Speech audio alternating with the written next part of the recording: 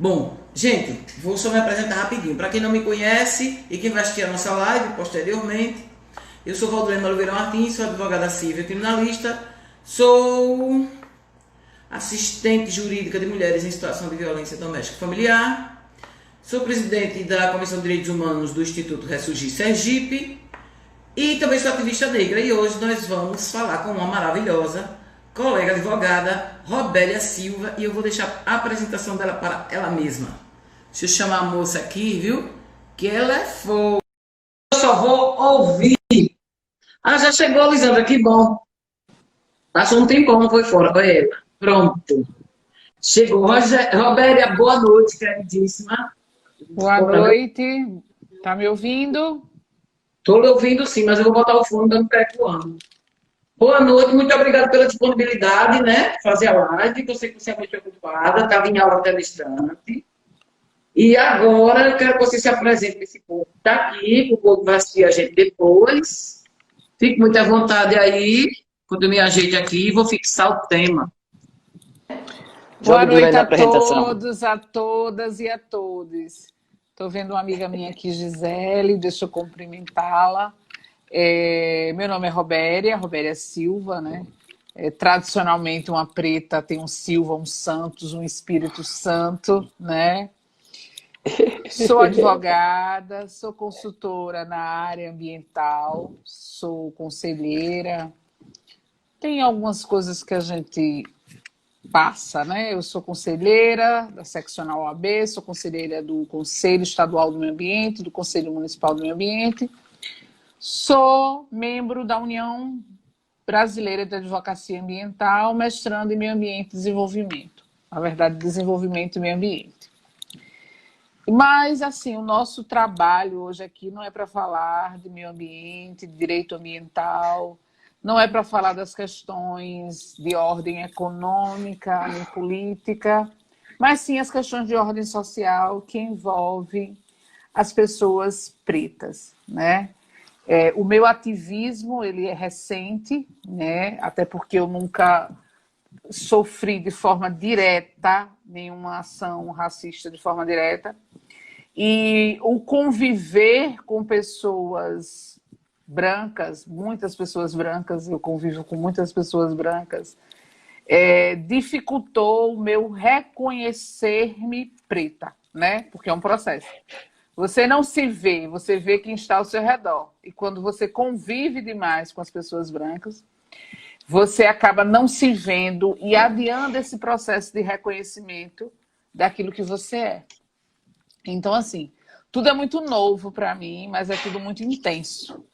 E eu aceitei esse convite da doutora Valdirene para a gente conversar um pouquinho, sempre de forma leve, porque eu gosto de live leve, né? Essa interação com o público, os questionamentos, né? As falas, nós estamos aqui para compartilhar e aprender o tempo todo, né? Não existe um tempo determinado para o aprendizado, a gente está sempre evoluindo, a gente sempre está adquirindo conhecimento, né?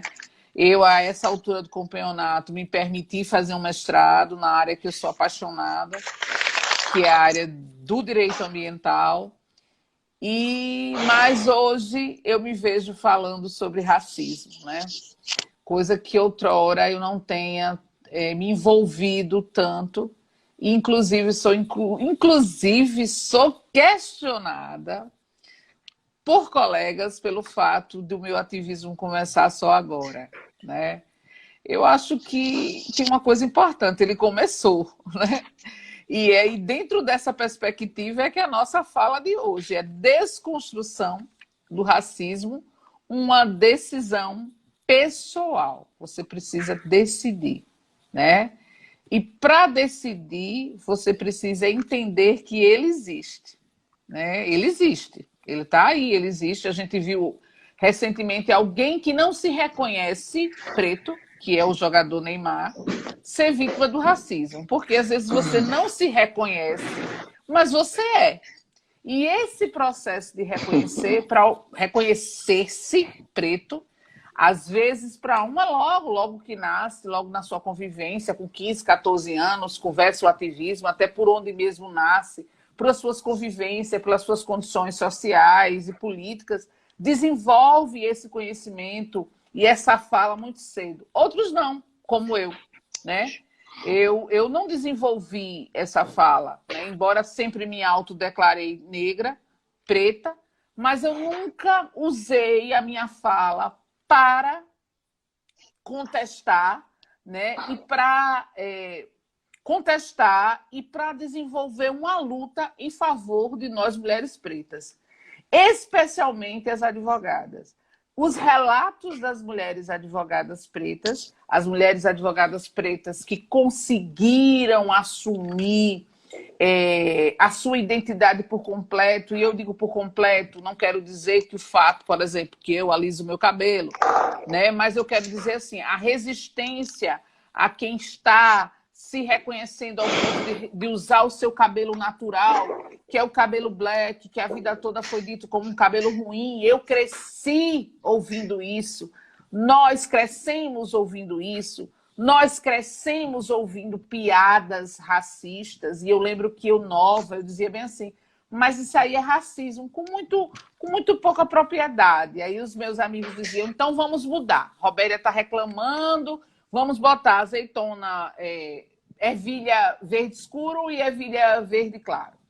Só que assim, eu nunca tive uma fala contundente, né, segura, né, e convivia com todos eles. Eu estudei no colégio CCPA, né, estudei com todos os meus colegas eram brancos. Eu fiz Universidade Federal de Sergipe em 1994, né, eu não usei as cotas, não tinha cotas na minha época, mas em compensação eu sou uma exceção, porque vim de uma escola particular e as possibilidades para quem vinha de uma escola particular naquela época eram totalmente diferentes de quem vinha para uma escola pública. Então, assim, eu trago esse cenário, eu trago essa introdução, né, para justificar e talvez para explicar que tornar-se preto é um processo. É um processo porque, primeiro, que já aniquilaram tudo, né? Tiraram tudo, a nossa cultura, tudo é voltado para a religiosidade dos brancos, tudo que se refere à cultura e à civilização do preto foi negada e foi colocada entre 7 chaves e a gente não teve nenhuma oportunidade. Inclusive quando a gente estuda história na escola, né? Os grandes líderes negros, eles são ocultados. Então, esse processo de reconhecer-se é um processo diferente na minha vida. Né? Ah, Robéria, você não achava que era? Sempre soube. Eu sou negona, a minha boca, o meu nariz, o meu cabelo, a cor da minha pele. Mas não basta ter a cor da pele, os traços. Precisa você se reconhecer ao ponto de contestar e ter a sua fala no combate ao racismo. Porque não basta eu me autodeclarar negra e não estar apta a lutar contra o racismo, as desigualdades sociais que decorrem, inclusive, dele. E a advocacia hoje, eu costumo falar que a advocacia tem uma roupagem diferente. Né? Roupagem, a linguagem roupagem não fica bom, mas a advocacia, a nova advocacia, que eu chamo, ela não é a advocacia do passado. Né? As minorias, elas passaram a ter acesso às faculdades através de cotas, de ProUni, de FIES e outros programas, e nós, pretos, estamos nos vendo nos fóruns, né, nos tribunais, né, nas salas de OAB, coisa que outrora não existia. Mas, ainda assim, não existem ações afirmativas ao ponto de nos incluirmos, e eu digo nos incluirmos porque eu me coloco, embora eu esteja, né, conselheira, embora eu esteja presidente de comissão, mas a gente não tem fala mais no individual, a gente fala com o coletivo. O discurso da gente não pode ser mais o que eu faço ou o que eu represento, é o que nós, pretos, fazemos, é o que nós, pretos, representamos, é onde nós, pretos, estamos, é onde nós, pretos, podemos falar e quando podemos falar, quais as condições de falas que são colocadas para nós, pretos, né? Eu costumo conversar com uma amiga minha, e com ela que eu converso bastante sobre as questões raciais, quantas condições são colocadas para nós pretos termos fala. é condição de doçura em voz, é condição de títulos, né? Você tem que ter um monte de título, né? Eu sei, Val ri, porque a gente tem uma voz bem rude, uma voz bem grave, uma voz bem forte, né? E que é também uma característica da mulher preta, é uma característica por causa da cavidade da corda vocal, então, em sua maioria, ela vai ter esse desdobramento. E coloca como condição de fala a doçura, os inúmeros títulos, né? Tem que ter título, você tem que dominar e você não pode ser crítico. Imagine, eu que ser crítica, que eu nasci crítica, sou crítica e eu acho que vou morrer crítica, porque eu sou uma pessoa que sempre contestei várias coisas. Enfim, eu dei essa introdução, né, para a gente começar a falar, e como eu disse, tudo é muito novo para mim. Um lugar específico que eu hoje ocupo, né, me fez vivenciar de perto as questões racistas, né? Situações onde eu vou representar, por exemplo, o presidente da ordem, onde eu não sou anunciada, onde o anfitrião manda eu procurar o cerimonial, onde não me anuncia, onde eu estou sentada à mesa e não fala o meu nome, e eu preciso pegar o microfone e dizer aqui, ó, estou aqui, Robéria, advogada, mulher preta, né? Porque parece que eu não sei explicar o que exatamente acontece, mas é uma necessidade de nos tornar invisível, né? Nos tornar invisível. A gente... as nossas falas, as nossas posições, os lugares que a gente começa a ocupar, parece que incomoda, né? Não é para você, você não tem que estar naquele lugar, né? Aquele conhecimento não é para você. Ou então, assim, por exemplo, vou dar um exemplo muito prático. Como eu trabalho em uma área muito específica, que é a área do direito ambiental, eu já sofri indagações, assim, tipo assim, como pode, né? Mas como é que faz para fazer o que você faz? Bom, primeiro você precisa estudar, né? Você precisa estudar. Porque, assim, é como se você...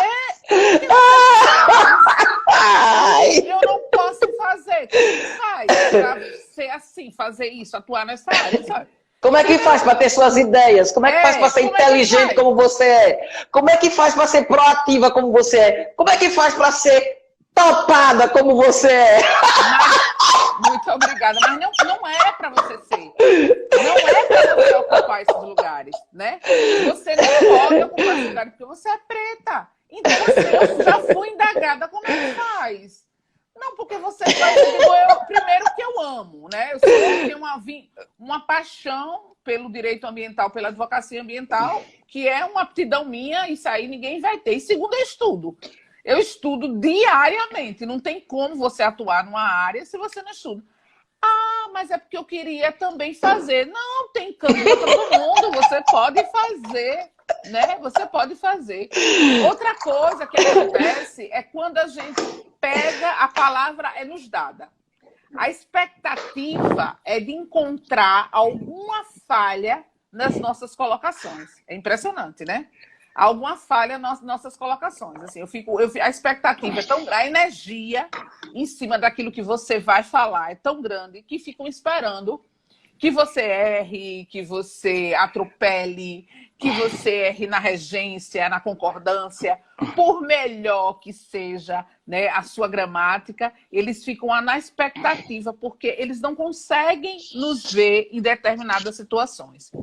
E a advocacia ambiental me fez, né, trabalhar com empresa, me fez ter algumas situações constrangedoras, né? De trabalhar para grupo empresarial há 3 anos, né? Reduzir uma multa, por exemplo, de 300 mil para 30 mil, e o grupo, né, o presidente do grupo, para você ter ideia do tamanho do grupo, o presidente do grupo, em reunião, se surpreender com a minha presença, inclusive de forma muito grosseira, me dispensar de uma reunião e eu saí, porque você não entende. Será que você falou alguma coisa errada? Muito obrigada, doutora. Fulano, cadê o advogado tal? Cadê o advogado tal? E eu, obviamente, que algo estava errado ali. Se a reunião era para me ouvir, que era para eu fazer as colocações com relação, inclusive, essa redução de multa e as possibilidades de judicialização na área criminal, porque eu estava sendo dispensada da reunião. A reunião não havia encerrado. Eu estava sendo dispensada da reunião, saí da reunião extremamente abatida, preocupada, querendo procurar uma falha na minha fala. Meu Deus, onde foi que eu errei? Qual foi a colocação que eu fiz? E isso eu conversei, liguei para minha amiga, a doutora Clarissa, ativista racial há muitos anos, e que foi que me ensinou muita coisa, inclusive com relação à solidão da mulher negra. E ela disse, aí, Robéria, isso aí é racismo. Ele não conseguiu ter orientação de uma mulher, e ainda mais uma mulher preta. E esse quadro se repetiu com outro grande empresário, sergipano, que também não conseguiu ter um diálogo comigo, eu na condição de advogada, na área, né, ambiental, e aí especialmente na área ambiental empresarial. E essas coisas foram acontecendo ao longo dessa minha militância, da minha advocacia ambiental. E também em quadros em que eu ocupo quadros de liderança, né?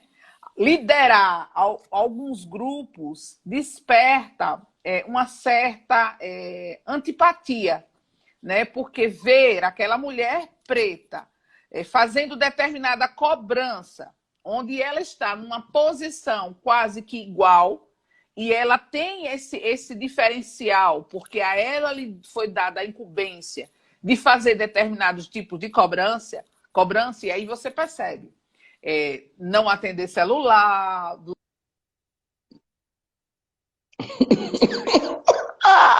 responder as minhas mensagens, reclamar, né, por superior, as minhas ingerências. Então, todo esse processo, e aí vem a pandemia, vem...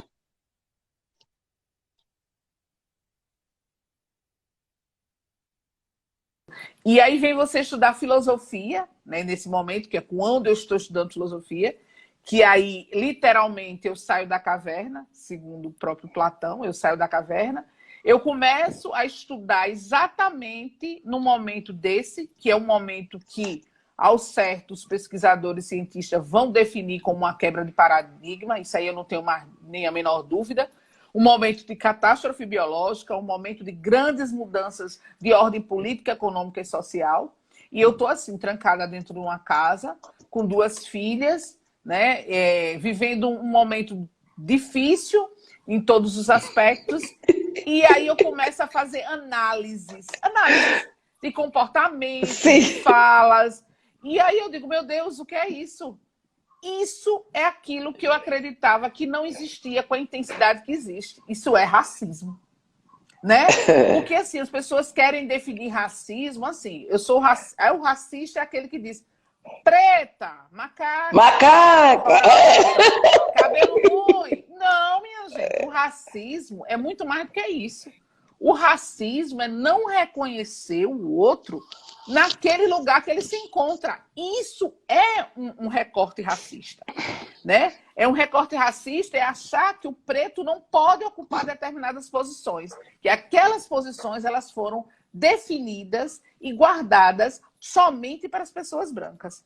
Então, assim, e são várias coisas que você vai aprendendo, né? Você faz terapia com branco, você acredita que as suas paranoias, elas decorrem de qualquer outra coisa. Você não entende que a sua rejeição, ela vem desde pequeno, quando você está no meio daquele pessoal branco, né? Os olhares diferentes que você não sabe definir, porque ninguém te ensinou, né? Ao contrário das minhas filhas, elas tiveram a oportunidade de ter bonecas pretas. Eu não tive bonecas pretas. Ver o preto era algo que eu não existia. Para mim não existia, porque eu estudava numa escola onde todo mundo era branco. Fiz faculdade onde todo mundo era branco. Então, eu não tinha fala. As falas, né?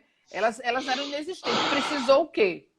Eu conheci a doutora Clarissa França, e eu falo sempre, vou falar, né? Clarissa foi para o meu escritório, né? Ocupou uma sala no meu escritório, E quando ela me contou sobre o que ela sofreu na UERJ, que foi professores entrarem na sala de aula e dizerem que não iam dar aula para preto, né?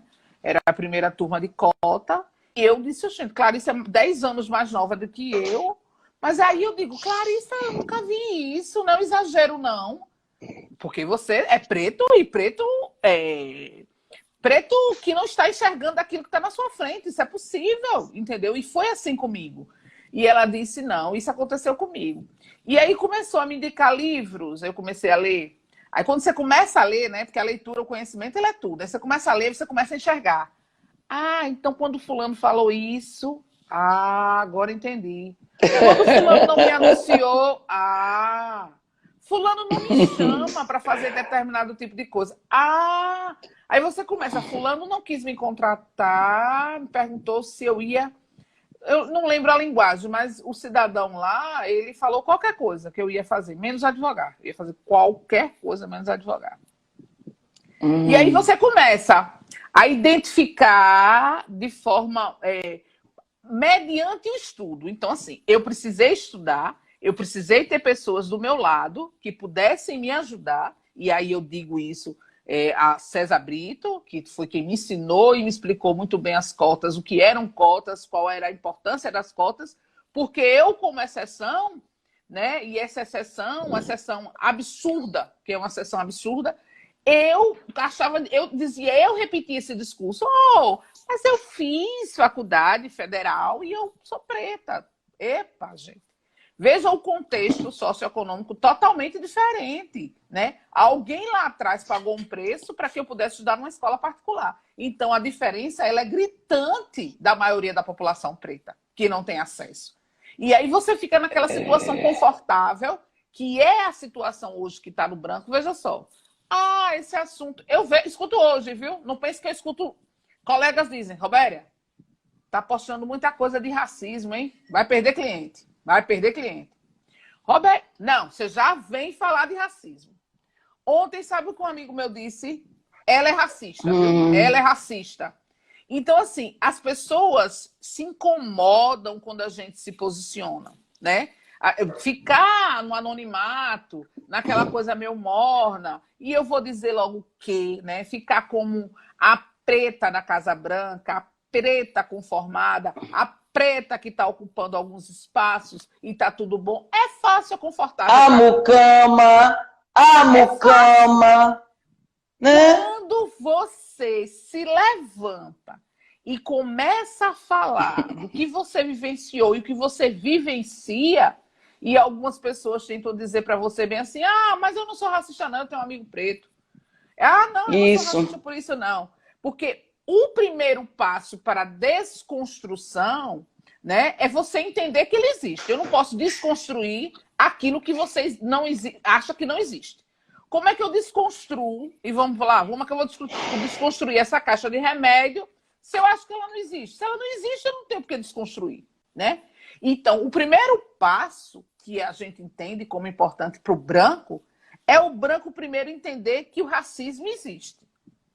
Ele existe, isso é fato, isso é história, isso é cultura, isso é antropologia. Não sou eu que estou querendo dizer para vocês, o racismo existe, eu sou uma sofredora, eu estou aqui querendo falar e não me deixam porque eu estou magoada. Não, gente, isso aí é ciência. Com ciência não tem discussão, a não ser aqueles que ignoram e tentam ignorar a ciência. E a Covid está aí para dizer a vocês que a ciência ela é fundamental. Enquanto não for refutada todas as hipóteses que houver com relação à vacina, a gente não vai ter vacina. Isso é ciência. Não depende do meu querer, não depende da minha vontade. Não sou eu que... E eu estou preocupadíssima com isso. Sem vacina tá osso. Não sou eu que eu chego e digo bem assim, não existe racismo. Porque eu quero. É porque isso não é fantasia, gente. São dados estatísticos, são questão de acesso, são lugares. E eu digo com muita clareza, você raramente vê uma preta num escritório da advocacia como secretária. É raro. Né? A gente sabe quais as pessoas têm uma definição de beleza. Né? Qual a beleza que eles entendem que é o belo para estar numa recepção do escritório. Né? né? Fora as que tentam assumir, né, os traços raciais e que têm uma rejeição, né? Porque o fato de Robéria talvez seja que esse negócio de colorismo é loucura, preto é preto. Não tem negócio de preto, porque é mais escuro, é preto. Não, preto é preto. Eu sou preta, Valdirene é preta e preta é preta. E alguns pretos que estão aqui essa noite, nessa live, eu adoro ver os pretos, eu adoro estar com os pretos. Preto é preto e o resto que lute, preto porque a gente está aqui. Preto. Não tem essa história. Porque quer ver uma coisa? Mas você não é preta. Você nem é tão preta. Não fala isso comigo. Elogiando. É uma confusão grande. Eu sou preta. Eu sou preta e gosto de ser preta. E ainda lhe digo isso, eu sou preta e gosto de ser preta. Obviamente que as pessoas que compõem, né, os jovens hoje, que são muito mais ativistas do que os jovens da minha época, ou eram mais reprimidos, eram mais calados, isso é óbvio, não tem por que dizer que não, né?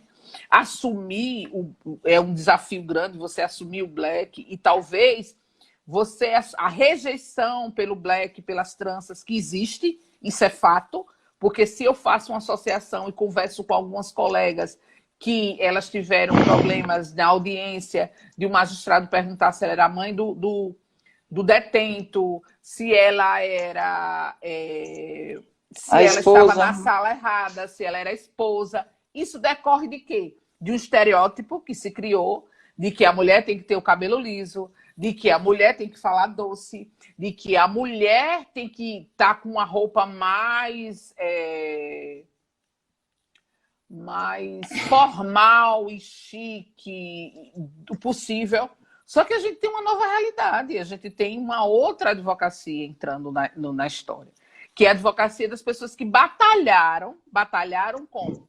Pagando talvez um FIES da vida, né? Estudando para ter um acesso a uma bolsa ProUni, né? Para entrar numa universidade, e não tem todos os acessos que os advogados antigos tinham, que geralmente vinham de famílias com condições, que podiam dar uma estrutura de vestimenta capaz de a pessoa ir para uma audiência toda arrumada, né? Hoje a gente tem pessoas que estão batalhando para sobreviver. Aquela advocacia do passado, que era a advocacia dos grandes, né, escritórios, ela não é mais a nossa realidade. A gente tem mais de 1 milhão, quase 1.400.000 advogados. E eles estão aí. Hoje, o povo é advogado, né? Antes a gente advogava para o povo, mas hoje o povo também é advogado. E neste povo está o povo preto, né? O povo preto, com seu cabelo black, né? Com sua roupa dentro das condições que pode ter, porque a gente não... Aí ninguém vai ficar agora fazendo parcelamento de roupa para ir para uma audiência toda emperequetada, cheia. Você vai com aquilo que você pode. Obviamente, a gente tem uma certa formalidade, tem. Mas não vai ser a mesma coisa de alguém que está com sua carreira consolidada e que pode entrar numa loja, comprar uma roupa de grife e usar uma roupa X. Ou aquela pessoa que pode o tempo todo estar usando um monte de produto para deixar os cachos mais brilhosos ou sei lá o quê, entendeu? Às vezes não tem, às vezes não tem, às vezes não tem. E às vezes também não dá, e não tem isso como algo importante. Tem como mais importante comprar um livro, estudar, tem outros valores. E a gente precisa entender que existem outros valores, né? E quando você coloca como condição de ser advogado um cabelo alisado, quando você coloca como condição de o advogado atuar uma roupa de grife, ou uma roupa mais chique, ou uma roupa... Lógico, não estou falando aqui que a gente vai para uma audiência, de qualquer forma. Existe a formalidade, obviamente. Se o advogado ele vai de terno e gravata, a gente requer uma formalidade. Mas dentro da possibilidade de cada um. Doutora Valdirene, você ficou 2 aqui, viu? Não tem condições. Eu tô mexendo aqui. 2 não tem condições. 2 já não está dando. Não venha com 2, não. Então, eu tô aprendendo a mexer aqui. São essas condições que a gente traz. E eu lembro que eu ouvi de um colega, porque assim, as pessoas precisam ver que a gente está numa rede social, mas a gente está observando tudo, né? A gente observa, dizendo assim, exatamente assim.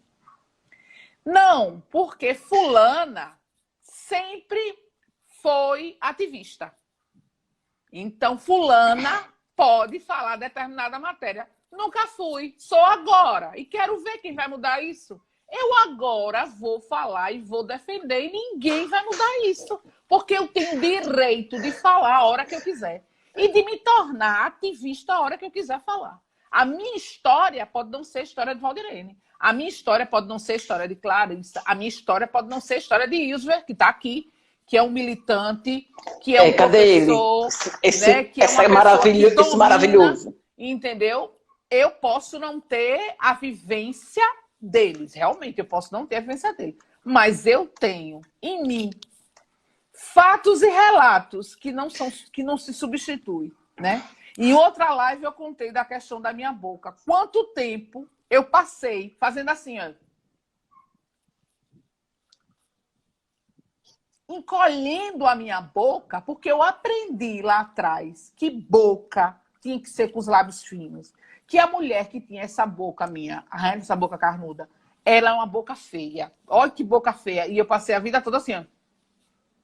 Eu agora estou relaxando a minha boca maravilhosa. Estou relaxando. Pois é. Ela vivia tensa. Vocês acreditam de tão agressivo que foi, né, a minha vivência de não se reconhecer e não ver, porque não é só você se reconhecer, não ver, não conviver. Eu só convivia com pessoas brancas. Era um pregador no meu nariz. Você acredita, gente, que eu já usei um pregador no meu nariz? Eu já usei um pregador no meu nariz. Isso aí ninguém vai tirar de mim. Isso eu vivi. Isso eu vivi. Isso eu vivi e tantas outras coisas que, infelizmente, nem tudo eu posso falar aqui. Eu vivo. Eu vivo hoje, talvez como eu nunca vivi. E não com tanta clareza como eu vivo hoje. E colocam como condição da minha fala uma doçura. Não tenho doçura, gente. Eu não tenho.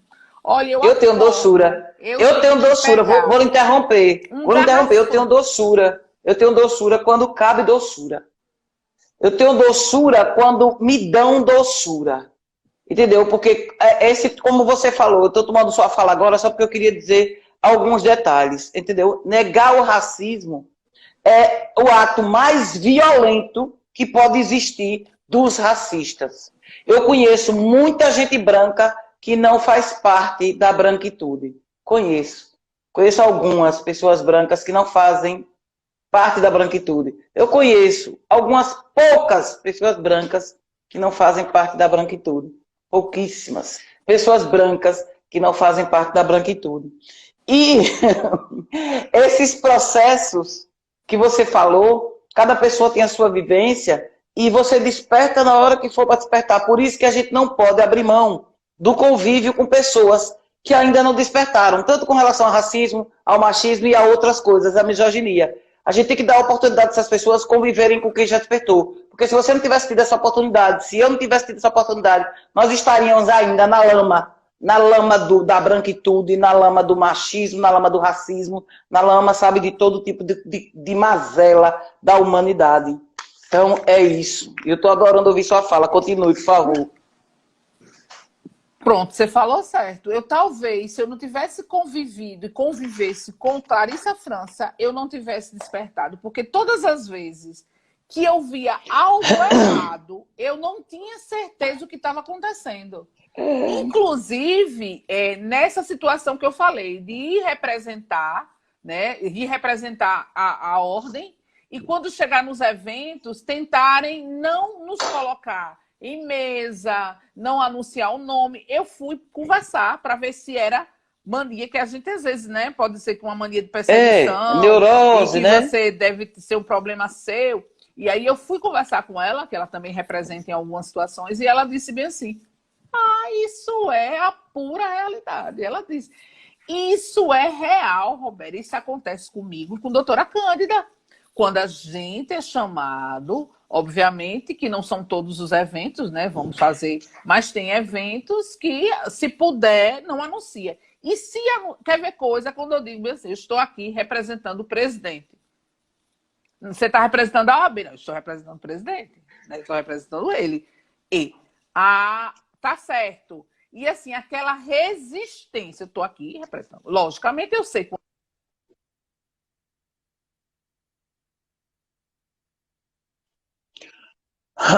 vou representando, né? A gente sabe em que termos a gente vai para aquele evento, até porque a gente recebe um ofício, a gente recebe toda uma indicação, e a gente sabe em que condições a gente vai. E aí não querer, né? Não querer, uma resistência.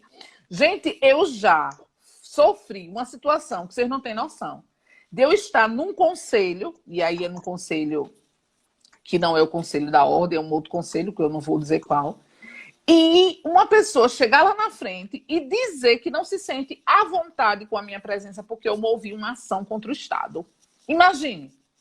Mas aí, até então, eu achei que realmente fosse isso. Mas aí depois eu comecei a entender o cenário. Realmente, não foi ação, não. Foi uma preta, mulher, que teve a ousadia de entrar com essa ação popular. Né? Foi essa mulher preta que teve a ousadia. Não é a ação. É a mulher preta tendo a ousadia de enfrentar o Estado. Né? Porque ousada, a gente precisa, né? Afrontosa, né? Entender, exatamente, afrontosa. Pronto, essa é a palavra, eu sou afrontosa. Afrontosa, gente, eu adoro. Eu sou afrontosa.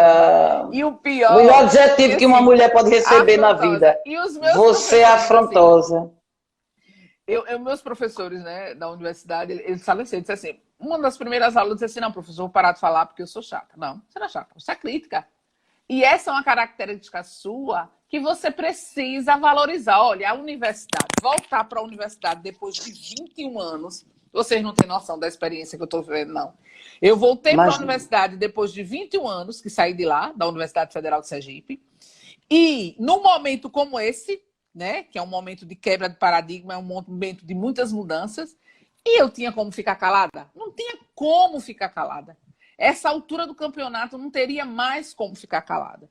E aí eu começo a verificar e, obviamente, tentar ajudar aqueles que querem ser ajudados no sentido de se tornarem antirracistas.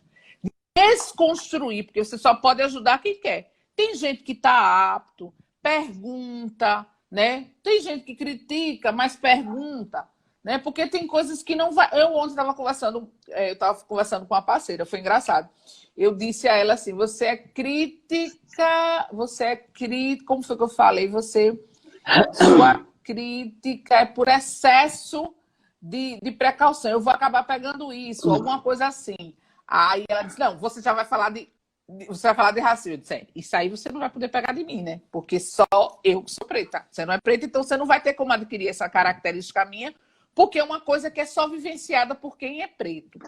Mas, enfim, há muita resistência, né, com a nossa fala, há muita resistência com a luta nossa, enquanto povo preto, né, reduzir o nosso discurso a mimimi, reduzir o nosso discurso a interesses pessoais, reduzir o nosso discurso a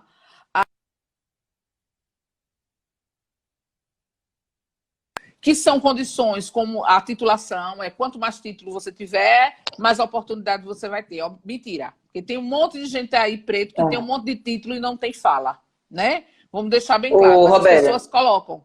Sim. Desqualificar a nossa fala, dizendo que nós somos grossas, agressivas, né, isso e aquilo, é uma das características da ação da branquitude. Porque a branquitude não admite que você consiga superá-la. Você, uma pessoa preta, chegar sem pretensão, né, em algum momento, conseguir superá-la em tudo, sem modéstia nenhuma. E aí tem uma frase que eu gosto muito, e eu adoro Malcolm X. Eu queria ter conhecido esse cara, eu queria ter tido a oportunidade de conversar meia hora com ele. Malcolm X morreu exatamente no mês que eu nasci. No mês e no ano que eu nasci. Eu nasci 12 de fevereiro, ele morreu 21 de fevereiro. Uma lástima. Ele diz isso. Historicamente, os brancos sempre foram assim em relação aos pretos. Podemos estar com eles, mas jamais fomos considerados iguais a eles. Malcolm X. Perfeito. Perfeito. Esse homem era... Ai, como eu não pude conversar com esse homem. Se eu pudesse voltar ao passado um minuto, tivesse a Ilha da Fantasia de quando eu era pequena, queria conversar meia hora com ele. Tem uma coisa que é interessante, né? Que é essa representatividade una. Né? Você tem um jornalista preto, você tem um secretário preto, você tem um deputado preto, você tem um conselheiro preto. E tá tudo resolvido. Epa, não é assim. Não funciona dessa forma. Até porque eu trago uma coisa que é muito interessante, né? E são irmãos pretos, e a gente precisa entender. Tem irmãos pretos que não conseguem nem falar, nem se autodeclarar preto, porque eu acredito que devem ter sofrido tanta violência na sua infância, na sua juventude, que não tem nem força para falar. Exato. E às vezes ocupam determinados lugares e acreditam que alcançaram algo. Mas, na verdade, eles estão ali mais para servir, né? A luta, para você ver como a pessoa se desconstrói. Porque você passa a vida toda ouvindo piada racista, você passa a vida toda convivendo, às vezes, com pessoas que você não se identifica, não tendo brinquedos, né? Como eu falei, eu não tive boneca preta porque eu não vendia boneca preta. Também não vou dar ousadia a dizer a vocês a minha idade. Não vou dizer. Na minha época não tinha boneca preta, mas não vou dizer a minha idade a vocês. Entendeu? E às vezes vai e ocupa o lugar, vai lá, ocupa o lugar, aí acha, porque a cor da pele é preta, é o suficiente. O preto, que se reconhece preto, ele não fala mais como por ele. Ele já pensa no coletivo, ele pensa no todo coletivo preto. Quando ele se reconhece preto, ele não consegue mais olhar só para si. Entendeu? Porque eu poderia chegar para vocês e dizer assim, não, poxa, Robéria está falando o quê? Robéria é presidente disso, é corregedora, está na União Brasileira de Advocacia Ambiental, faz o mestrado, estudou o UFES, a vida dela está muito boa. Ei! Aí onde está a história? Onde é que mora o X da questão? Essa desconstrução, e essa desconstrução não é só para os brancos, obviamente, tem preto que não consegue, né? Até porque prefere, até mesmo para ser aceito naquele grupo, porque você fica chata, viu? Eu sou a chata, né? Mas eu falo. Olha, primeiro, quando você vive na ignorância, você vive melhor. Diga se você não vivia melhor quando você não percebia essas coisas. Com certeza. Você se incomoda. Exatamente. Quando você começa a perceber, você se incomoda mais e você não consegue mais calar. E foda-se quem me achar inconveniente. Foda-se quem achar que eu sou chata. Foda-se. Foda-se e foda-se. Sabe? 55 anos, minha filha. Você me diz a idade, mas eu digo a minha. Eu só falto 5 anos para ser coberta pelo estatuto da pessoa idosa. Eu não vejo a hora. A minha idade, porque eu já vi por aqui uns bonitinhos aqui, eu vou dizer assim, uns bonitinhos aqui, vou deixar minha idade escondida, porque vai que eu me interesse por alguém, né? O pré-requisito principal é ser preto, viu? Esse é o meu pré-requisito principal. Mas enfim, voltando para a live, brincadeiras à parte. Ai, Deus. Tem uma situação que eu gosto de trazer, e às vezes você se autodeclarar e se reconhecer preto tem um preço. E muitos pretos não querem pagar esse preço, principalmente os pretos que convivem muito com os brancos.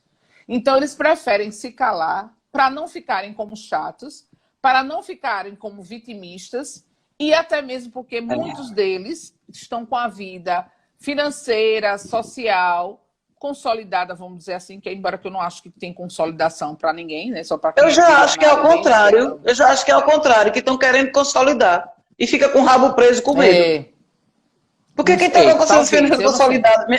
bom, eu que penso. Mas veja, a gente tem situações, por exemplo, porque os pretos, né, bem-sucedidos, eles casam com brancas, né? Por quê? Eu vou lhe perguntar por que eles casam com brancas, loiras. Eu já ouvi de um colega meu que disse, no meu meio não vi nenhuma preta. Eu não vi nenhuma preta, por isso que eu casei com a branca. Será que é isso? Eu vi isso também, de um determinado momento. Gente, é bom que se frise que a gente não está querendo dizer com quem ninguém deve se relacionar, né? É só um comentário. Não, eu tô. Né? Eu estou dizendo que o ideal é que você se relacione com preto. Eu estou dizendo aqui. o ideal, mas Tô entendendo. eu não tô impondo nada, quem sou eu? O preto é preto. É isso que eu tô falando, a gente não tá impondo, a gente tá Eu conversando, não né? tô, obviamente, que eu não tive filhos, minhas filhas, né? O pai das minhas filhas não é preto, né? Até porque eu não tinha essa consciência que eu tenho hoje. E, obviamente, a gente está sujeito. Flávia está rindo aqui, Flávia Elaine. Obviamente que a gente não vai pode até se interessar. Flávia Elaine, Flávia Elaine. Ideal seria isso. Flávia está rindo aqui. Então, Essa Flávia é um perigo. Às vezes, você está nesse meio e enfrentar e dizer, não, isso aqui eu não aceito. Veja, eu faço isso hoje. Às vezes uma amiga minha faz bem assim. Vamos lembrar de uma palavra que é racista. Ela faz isso. Oh, meu Deus, uma que é usada direto. Denegrir? Denigrir. Denigrir é a palavra... Denegrir. Não, Roberto, é porque senão vai denigrir. Epa! Denigrir não. Pode parar de usar essa palavra. Racista. Proibido. Pronto, de forma muito educada, lógico, com essa voz que eu tenho como tirar essa voz de mim, essa voz que eu tenho. E como disse o Essa voz é top das galáxias. E vai ter momentos que ela vai ser muito doce, não tem a menor dúvida. Vai ter momentos que ela vai ser doce. Agora, e eu vou e falo, quando alguém diz para mim, mas você não é preta. Preta é aquela pessoa que não, eu sou preta, senhora, eu sou preta. Eu gosto de ser preta. Né? Eu digo, a gente tem várias colorações, uns são mais escuros, outros são mais claros, mas somos todos pretos. E a gente gosta de ser preto, não tem problema não. O preto tem tinta fraca. Cadê Tairine para eu tirar onda com ela aqui, Emily? São pequenos atos que a gente vai, né, tentando mostrar e, obviamente, né, a coisa mais incisiva, e aí que são, né, se permitir as ações afirmativas, e essas não são só políticas públicas, mas ações afirmativas, inclusive em órgãos, né, em instituições, para que possa a gente trazer essa equidade, ainda que a gente saiba que ela nunca vai ser no plano ideal, mas independente dela ser no plano ideal, a gente tem que diminuir essas desigualdades. E nós, pretos, temos que ocupar vários lugares. Inclusive, ontem eu vi uma entrevista do juiz, né, que deu a decisão, que colocou em liberdade o violoncelista, né, e ele só podia ser preto, né? Não tinha como ter aquele pensamento, traduzir aquela perspectiva se não fosse preto. Não adianta a gente dizer, porque a gente ainda está em processo de desconstrução, né? Isso é real, não adianta a gente querer dizer que não é. E o primeiro passo é reconhecer, o racismo existe. O racismo existe quando a gente fala em negriagem, o racismo existe quando a gente diz só podia ser preto. Isso é coisa de preto, fedor de preto, porque preto fede, porque preto é mal educado, porque preto, o lugar de preto é na cozinha, porque quando você confunde um preto que está na rua com um possível não, né? Eu ia dizer um palavrão que eu não posso. Um possível não, como você começa a identificar qualquer pessoa que seja preta na rua como um ladrão, né? Como um delinquente, isso é racismo. Quando a gente olha uma pessoa preta em algum lugar que a gente acha que é o segurança daquele estabelecimento, ou que a gente acha que é um vendedor, isso tudo decorre da cultura racista. Se você for analisar... Um homem preto de terno é um motorista, é um segurança, né?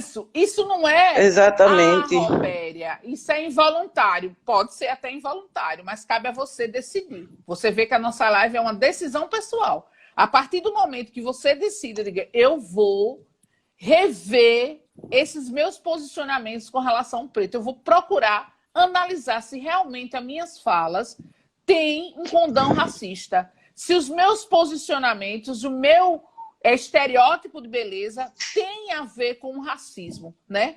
Quando a gente fala também da questão da solidão da mulher preta, que eu também tive que ler e entender, né, que a mulher preta como um símbolo sexual, talvez por ter, né, a maioria, e assim, é uma questão genética, ter alguns atributos, ou sei lá se seria a palavra atributos, algumas características físicas. Eu não vou chamar de atributo, não, porque eu acho que atributo mesmo é o intelectual, né? Mas, assim, tem umas características físicas que dá uma certa atração para o sexo masculino, Mas, na hora de assumir, pegar na mão e ter um relacionamento, quem é que os homens escolhem?